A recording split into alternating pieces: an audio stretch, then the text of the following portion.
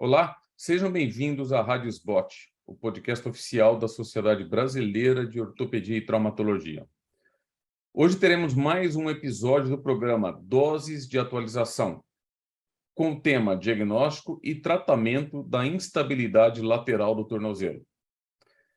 Meu nome é Marco Túlio Costa, eu faço parte do grupo de pé e tornozelo da Santa Casa de São Paulo, e nós vamos conversar hoje com o Dr. Rafael Barban Esposito, também especialista em pé e tornozelo, e é membro do grupo do pé do HC USP de São Paulo, e o Dr. Túlio Eduardo Marçal Vieira, que também é especialista em pé e tornozelo e atua em Salvador, na Bahia. Olá, Túlio. Olá, Rafael, como vocês estão aí? Tudo bem, Marco Túlio? Tudo jóia? Tudo bem, Marco Túlio. Muito contente de estar participando. Legal. Então, vamos bater um pouco um papo aqui informal, descontraído, sobre instabilidade lateral do tornozelo. Existem algumas dúvidas, né, na literatura, e existem algumas dúvidas até do pessoal quando está no pronto-socorro para definir para onde vamos para tratar essa lesão. E eu gostaria de começar primeiro falando da fase aguda, né?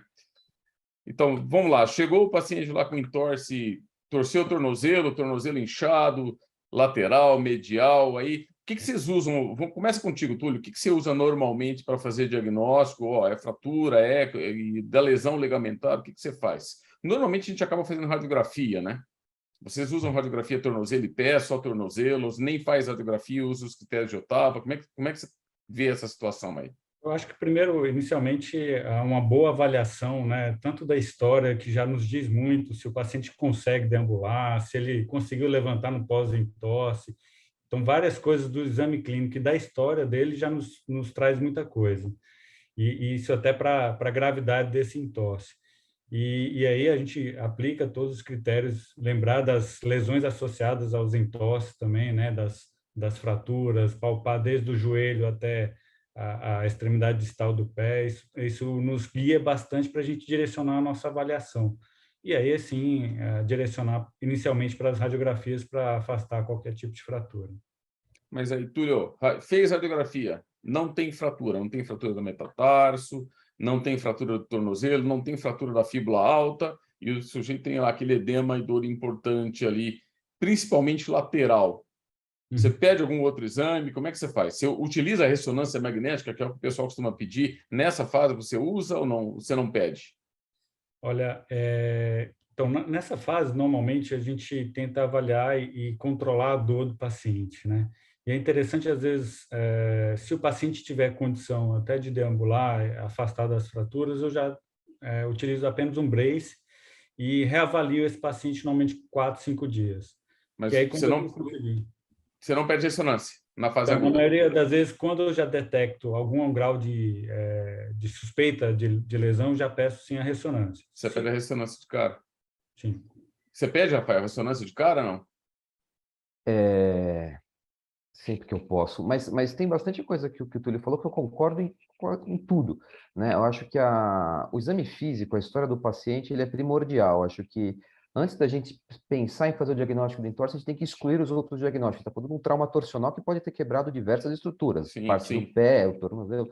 Então, acho que um exame físico bem feito para a gente até localizar nossa radiografia inicial, se é do pé ou se é do tornozelo, até o que for olhar dessa radiografia, ela é importante, né? Você falou dos critérios de Ottawa, eles são uma forma muito boa da gente fazer um gerenciamento de dinheiro da saúde de uma forma mais ponderada, mas assim, tem muito paciente que foge dos critérios de Ottawa, né? Que vem andando com o tornozelo quebrado. Então, tem que tomar um certo cuidado com isso daí, né? Eu sou um fã de pelo menos um raio-x.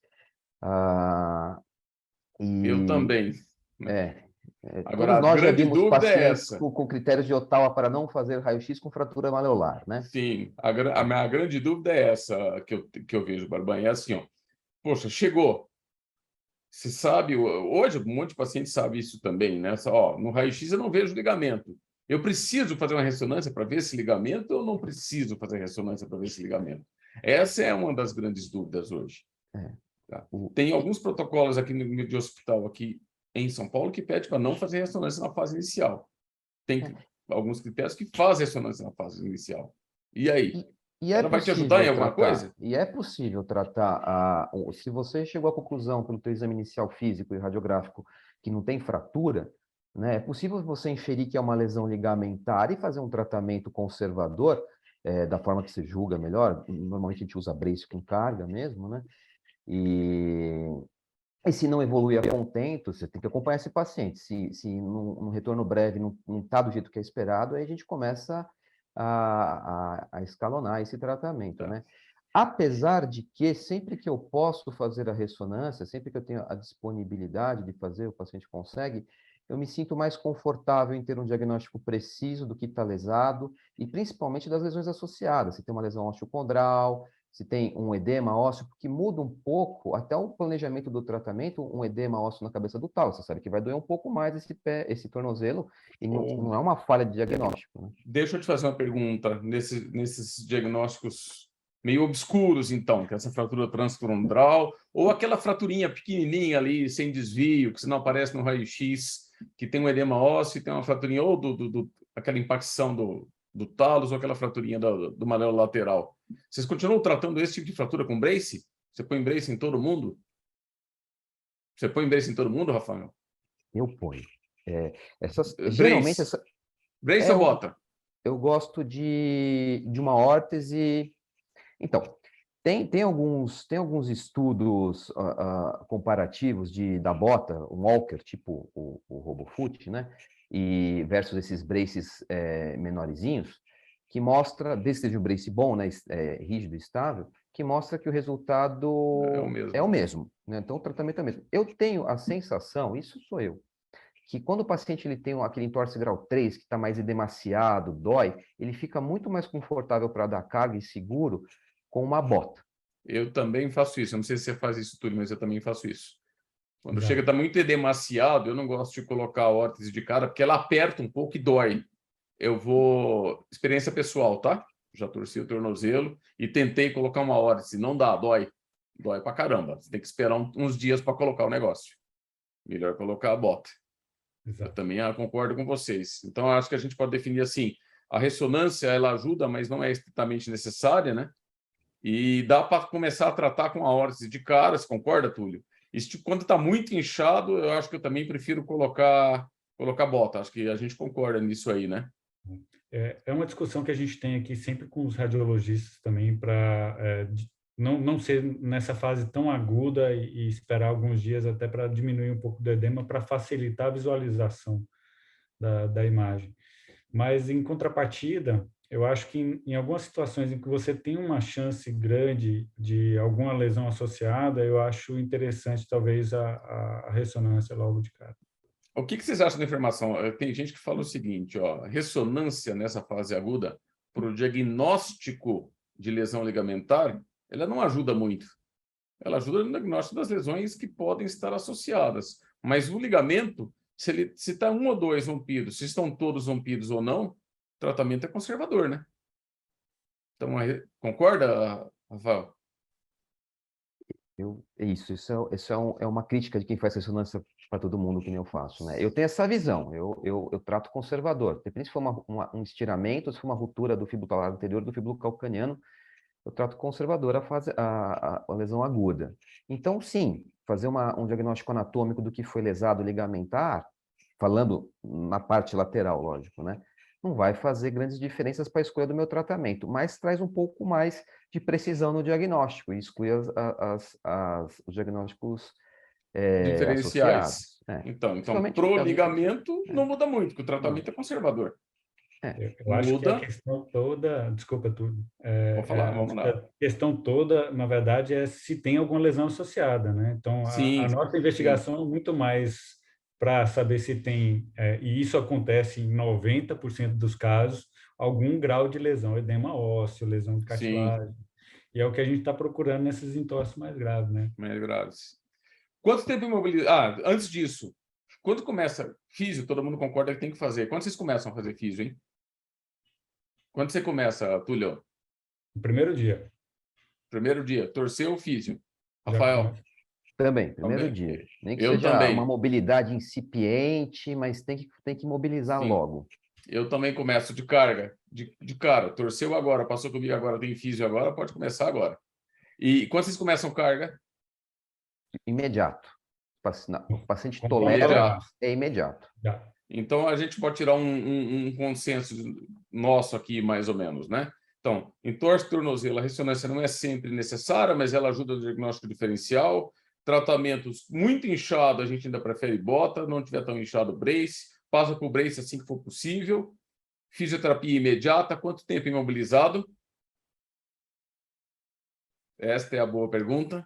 Quanto Bom, tempo de brace? eu uso o brace menor, né, com mobilidade entre 4 e 6 semanas, no Vai, máximo. você. Eu deixo 6 semanas de imobilização, de algum tipo de imobilização, quer seja a bota ou o brace, né? Depende do que o paciente também quer gastar, né? Porque a gente também tem que entender assim, ele gasta um dinheiro na bota e aí depois ele vai gastar outro dinheiro no brace. Ele pode terminar o tratamento com a bota. Pode, concordo plenamente. O que eu falo para os meus pacientes é o seguinte, é o preço do conforto. Sim, sim. Aí eu deixo ele ponderar o que ele acha que vale a pena. Sim. Mas eu deixo 6 semanas pelo menos. E aí eu fico tateando na sexta semana se ele está muito confortável e eu desmamo, né? Aí vai tirando em ambientes seguros, em lugares planos, né? Não deixo ele sair na rua com irregularidade, porque as ruas de São Paulo são todas irregulares, né? E Na pode Bahia acho que machucar. também, né, Túlio? Eu acredito que aqui pior. Então, eu sempre deixo uma semaninha, 2 semaninhas o paciente fazendo esse desmame gradual para ver o que vai acontecer, se ele se sente seguro, né? Porque ele quer segurança. Sim. E aí, mas pelo menos 6 semanas. E para voltar ao esporte, hein? Aqui em São Paulo, eu não sei como é que está na Bahia, Túlio, mas acho que também deve ser da mesma coisa. A gente vive uma onda meio de esporte amador semiprofissional, né? Eu, pelo menos, vivo isso também. Que é aquele sujeito que é amador, mas tem campeonato no clube, tem campeonato interclubes e todo mundo se acha o atleta, né? Aí o cara torceu agora, tem um futebolzinho para jogar daqui 3 semanas. É o campeonato interno do clube. Semifinal de futebol. Só que ele viu na TV que o sujeito que torceu na TV, o profissional, torceu na TV sábado e no outro sábado está jogando. Ué, você não vai deixar ele jogar também, não, doutor? E aí, quando vocês liberam para esporte? Como é que faz essa brincadeira aí? Então, Túlio, na verdade, eu jogo muito a responsabilidade para o paciente, né? Porque, assim, é um custo-benefício. Então, o profissional, ele tem um custo dele, um desgaste da articulação, e ele tem que... É questão de trabalho. Então, eu jogo essa responsabilidade. Normalmente, eu não recomendo, mas é uma escolha que ele tem que tomar também, né? Como é que você faz, Rafael? Eu gosto de explicar a fisiopatologia da cicatriz do ligamento do paciente de uma forma que ele entenda que se ele voltar precoce, ele vai dar um grande passo para trás de 6 semanas, né? E aí ele vai perder tempo. Mas se ele for profissional, ele vai ponderar exatamente o que o Túlio falou. Se ele for profissional, ele ganha dinheiro, ele faz uma reabilitação. É diferente. Acho que vamos pensar no não profissional. Então, Né? o profissional é fácil. O problema é o amador que se acha profissional. Esse é quem encrenca. Eu acho que o caminho, geralmente a partir da 4ª semana, o paciente já começou a propriocepção na fisioterapia. Isso é importante. A gente não só começar a fisioterapia, mas ir galgando a fisioterapia de forma intensa no limite do que o paciente tolera, para antecipar os passos, né? A propriocepção é um passo importante da fisioterapia que permite ele retornar às atividades sem nenhuma imobilização. Então, a partir da 4ª semana, ele já começou a propriocepção. Se ele estiver indo bem, você já começa algum grau de gesto esportivo, de pliometria, para ele ir vendo que ele não consegue voltar com 6 semanas já, né? Mas ele já está começando, né? Para ele voltar o quanto antes. E aí, geralmente, ele acaba voltando aí ao redor, ele começa a voltar a partir do 3º mês, né? Um jogo de verdade. Ele volta para o esporte um pouquinho antes, porque ele faz o gesto esportivo sozinho, né? Mas um esporte, principalmente esporte coletivo, que ele vai tomar entrada, né? Vai machucando, é bom ele voltar a partir do 3º mês. É o que eu oriento o paciente, eles mentem bem para mim e falam que fazem isso. Não fazem. Não fazem, não. Os caras são... O que eu tenho feito, às vezes, cara, é falar o seguinte, pessoal, o profissional põe um brace, tem equipe de fisioterapia 24 horas por dia, só que a conta do profissional chega. Só que a hora que a conta chega, o cara não está na mídia, né? Então você não sabe que o cara operou, fez uma artrodese de tornozelo, nada disso. O que eu falo para ele é justamente isso. Você vai ganhar $1 milhão jogando a final do UEFA Champions League amanhã? Não. Então trata direito, senão sua conta vai chegar. E aí você vai ficar sem jogar mais tempo. Mas é difícil segurar, principalmente esses caras que estão envolvidos nesses campeonatos amadores aí. Eu tenho dificuldade, às vezes, para segurar. Tá? Bem, vamos bater um pouco de papo agora na fase crônica, vai? A gente sabe que tem lá a instabilidade funcional e a instabilidade anatômica. Nós vamos trabalhar um pouquinho. Estabilidade funcional é aquela que, só para o ouvinte entender, é aquela que o sujeito chega queixando que o tornozelo está instável, mas você vai examinar o ligamento, está tudo firme, né? Está tudo bem. E existe aquela instabilidade anatômica, que é aquela que o ligamento está meio frouxo lá, né? O grande problema de fazer isso é fazer o diagnóstico dessa frouxidão ligamentar, né? Porque o ligamento se caracterizou frouxo ali e o sujeito tem uma estabilidade realmente anatômica. Como é que você faz o diagnóstico? O que você usa para chegar a essa conclusão? O sujeito chegou lá para você, ó, o tornozelo está falhando, estou torcendo direto. Nós estamos em outubro esse ano e torci o tornozelo umas 10 vezes mais ou menos, e qualquer calçada, se eu for para o preto, não dá para andar, torço toda hora. Como é que eu faço esse primeira diagnóstico coisa aí? é definir se ele tem uma insuficiência mesmo, mecânica, né, que é a instabilidade mecânica, ou se ele tem uma dor que ele gera um falseio, que é a clínica, né? Sim. Como é que eu defino isso? E aí é no exame físico, né? E aí a gente começa, né? Não é no exame físico, a gente começa com o exame físico, né?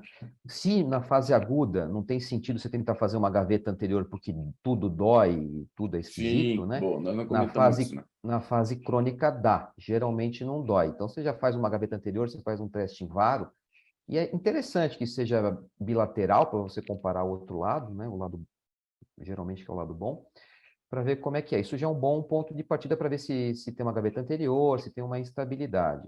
Lógico que também avaliar a medial e sindesmose, porque às vezes passou batido no diagnóstico inicial do entorse, né?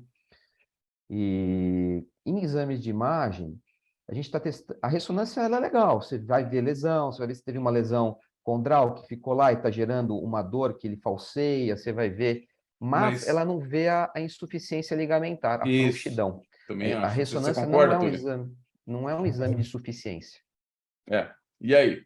Aí você tem a opção, se você tiver num centro que tem radiologia, junto você pode descer para a radiologia e fazer uma escopia e testar na radioscopia essa gaveta anterior, esse varo.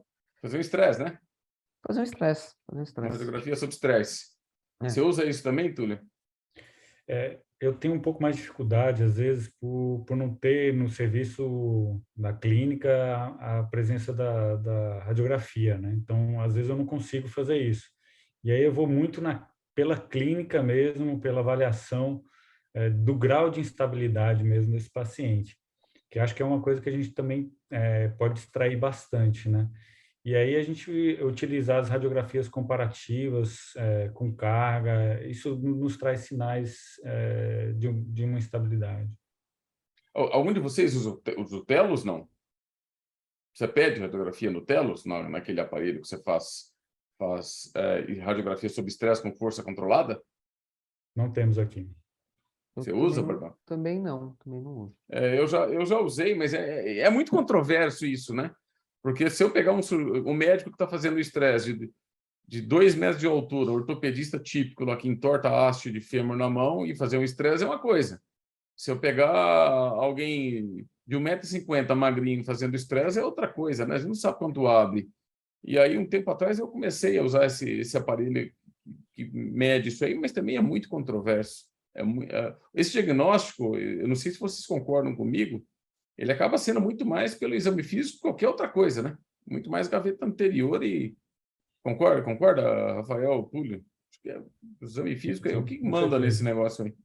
Plenamente. O mais habitual, a gente tem um diagnóstico clínico, né? A gente fez o exame físico, aí chega na cirurgia, paciente anestesiado, sob escopia, aí você vê, nossa, porque ele nem tem, ele está anestesiado, você vê bem a instabilidade.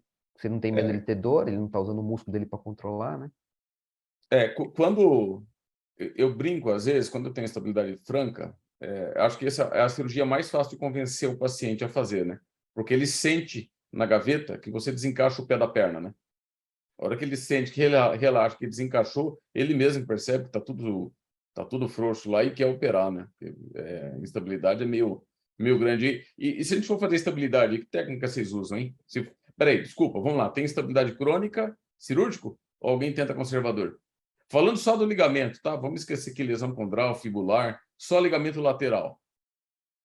Mas se Tem eu lá, tiver não tem? certeza que ele fez uma reabilitação bem feita desde o começo e que não tem mais espaço para o conservador, é cirúrgico. Se ele tem torce de repetição, mas ele nunca foi bem tratado, acho que vale a pena tentar. Assim, tem alguns pacientes que melhoram na Mesmo gaveta franca.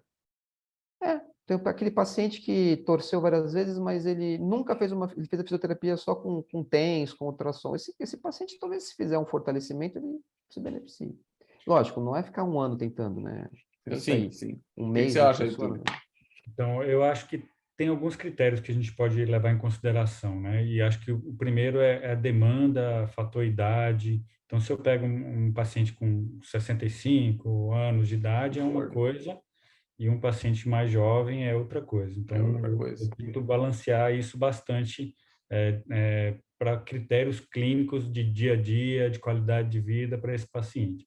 Então, eu sou muito mais agressivo no paciente mais jovem do que um paciente com a demanda menor. Túlio, então vamos lá, vamos operar o cara. Que técnica você usa aí, né? Então, as instabilidades puramente ligamentares, primeiro que eu acho que assim, eu Só faço ligamento, artroscópio. vai? Vamos falar que é só ligamento. No meu dia a dia, a artroscopia ela é mandatória, né? Então, ela me acrescenta bastante, tanto diagnóstico, a recuperação do paciente, e hoje eu tenho optado pela técnica totalmente artroscópica. Você faz o Boston artroscópico. Tudo É. artroscópico. Então, para você tem que ter artroscopia de toda a articulação e que artroscópio, você usa tração e artroscópio pequeno ou você usa sem tração e artroscópio grande?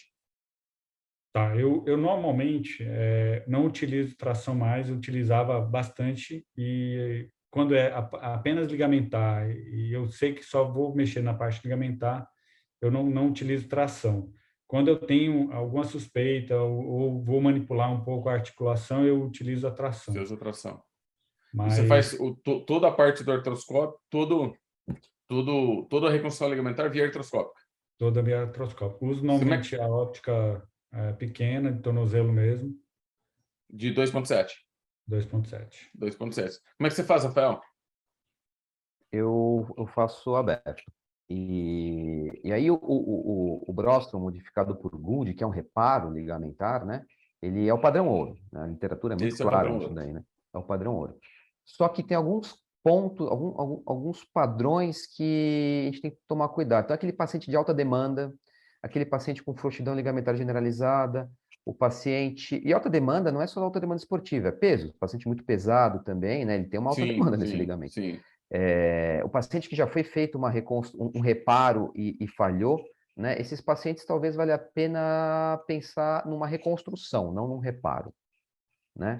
A literatura cada vez mais vai para esses casos que é isso. Tem mais um paciente, aquele paciente com múltiplos entorses, que a gente sabe que a cicatriz que tem, uma cicatriz muito ruim, que a hora que a gente retencionar não vai segurar nada, também é um paciente da reconstrução, né? E você faz a artroscopia prévia ou você só faz o aberto de cara? Eu vou para o De aberto cara, e... você nem faz a artroscopia. Não. Bem, nós estamos bem então, porque eu faço diferente de vocês dois. Eu faço a artroscopia prévia para olhar sinovite, olhar cartilagem, só que eu não faço o reparo aberto, artroscópico. Eu já fiz artroscópico e alguns pacientes não me deu segurança. Na minha mão não me deu segurança, cara. Aí eu prefiro abrir e fazer aberto. Que técnica você usa para reconstrução, Rafael? Eu uso bastante, eu faço um túnel, tem várias técnicas de túneis, né? Eu faço um túnel que ele fica um pouquinho acima do tubérculo obscuro e sai um pouquinho para trás, antes daquela polia dos fibulares, né? E aí eu passo por esse, é um túnel quase que reto, um pouquinho curvado, aí eu passo um enxerto, que pode ser um enxerto de semitendíneo, pode ser um enxerto de banco, ou mesmo no caso de ter uma lesão de fibular, e você vai tirar o fibular, pode ser um pedaço desse fibular que estava doente, e aí você prende, você fixa no colo do talos, no footprint do fibular anterior, e prende também e fixa no calcânio também, e é importante esse túnel ser estabilizado, né? Passar alguma coisa, quer seja um ponto transósseo, ou se quiser um biotenodese, alguma coisa assim. Você faz muita reconstrução, Túlio? Eu faço pouca reconstrução, Eu também faço mas muito pouco. normalmente hoje eu tenho utilizado esses augmentations, né, internal brace, e isso tem ajudado a dar bastante estabilidade, nesse caso um pouco mais. Existe quer dizer, está existindo alguns casos, o pessoal está comentando, de usar internal brace, que é a fita artificial lá, né, para ajudar. Vocês usam, num caso rotineiro, normal, sujeito, vocês têm usado isso de rotina ou não? De rotina, não. Você usa de rotina, Rafael? Não, eu entendo Eu o também internal não. brace como um stop do movimento para preservar o teu reparo, né? Mas eu não entendo o internal brace como uma forma de reconstruir. Se você não tem tecido colágeno para ele cicatrizar, o internal brace não vai funcionar. Você vai ter que Mas botar não o vai tecido funcionar. colágeno lá, né? Vai ter Sim, que fazer sim. uma reconstrução.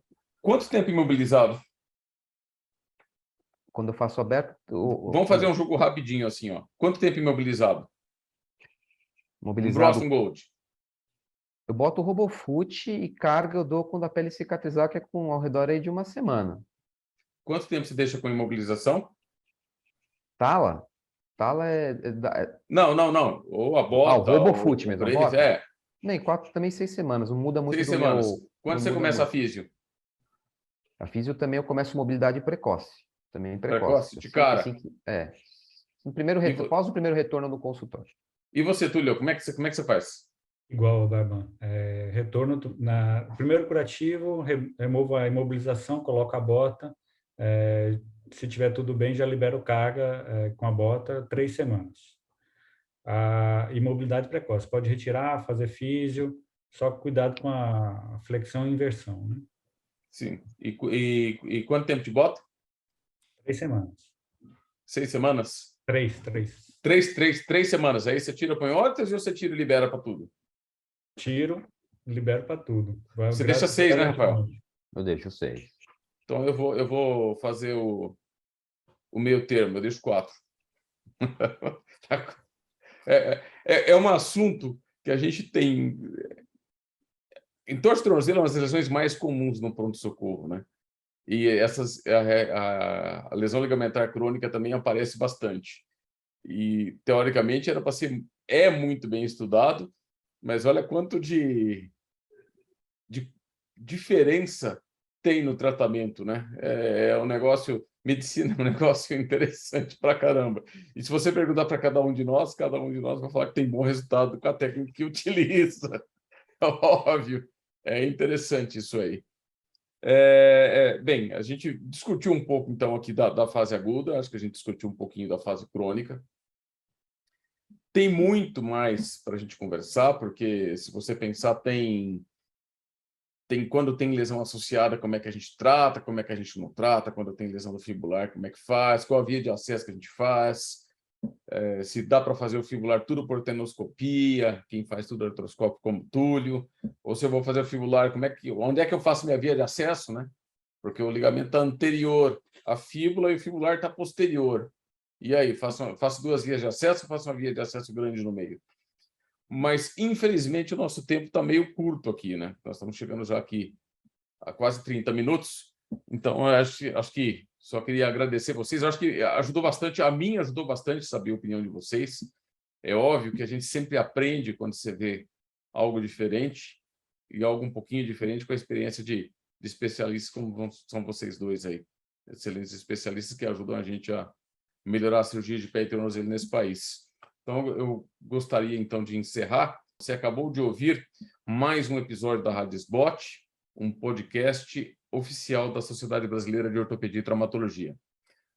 Todas as edições estão disponíveis no site www.sbot.org.br e também nas principais plataformas de streaming. Nos vemos no próximo episódio. Até lá!